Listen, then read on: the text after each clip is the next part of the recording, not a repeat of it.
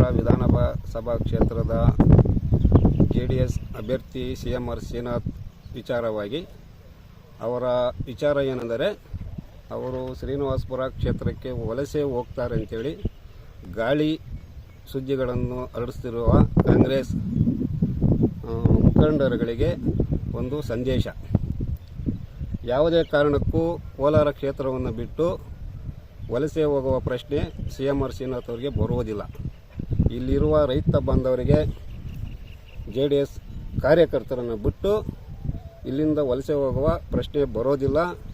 High command ಯಾವುದೇ ಕಾರಣಕ್ಕೂ ಸುಮಾರು 8 ವರ್ಷಗಳಿಂದ ಸಮಾಜ ಸೇವೆ ಹಾಗೂ ಬಡವರ ಕಷ್ಟ ಸುಖದಲ್ಲಿ ಭಾಗಿಯಾಗಿ ರೈತಾಪಿ ವರ್ಗವನ್ನು ಒಂದು ಟೊಮೆಟೊ ಬೆಳೆ ಇರ್ಬೋದು.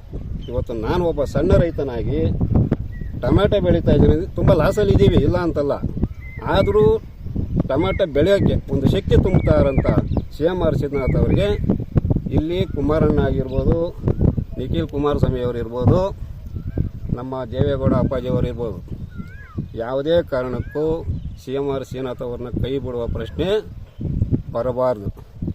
ಇಲ್ಲಿ ಯಾರೋ ಟಿಕೆಟ್ ನನಗೆ ಸಿಗ್ತದೆ, ನಾನು ಕ್ಯಾಂಡಿಡೇಟು ಅಂತ ಕೆಲವೊಂದು ವ್ಯಕ್ತಿಗಳು ಓಡಾಟ ನಡೀತಾ ಇದೆ.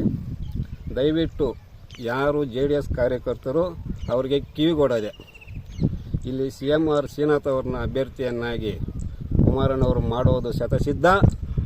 ಒಂದು ವೇಳೆ ಏನಾದರೂ ಕೈ ತಪ್ಪಿದರೆ ಇಲ್ಲಿ JDS ಸೋಲು ಖಚಿತ. ಅದೇ ರೀತಿ ಇಲ್ಲಿ ಅವರು ಮಾಡಿರುವಂಥ ಕೆಲಸಗಳು, ಒಂದು ರೈತಾಪಿ ವರ್ಗ ಇರ್ಬೋದು, ಒಂದು ಯುವ ಪಡೆ ಇರ್ಬೋದು, ಒಂದು ದೊಡ್ಡ ಮಟ್ಟದಲ್ಲಿ CMR ಬೆನ್ನೆಲುಬಾಗಿ ನಿಂತಿದೆ. ದಯವಿಟ್ಟು JDS ಕಾರ್ಯಕರ್ತರು ಯಾರು ಎದೆಗುಂದುವುದು ಬೇಕಾಗಿಲ್ಲ. ಮುಂದಿನ 2028ಗೆ CMR ಶ್ರೀನಾಥ್ MLA ಆಗೋದು ಖಚಿತ, ಕುಮಾರಣ್ಣ CM ಆಗೋದು ಶತಸಿದ್ಧ. ಇಷ್ಟು ಹೇಳುತ್ತಾ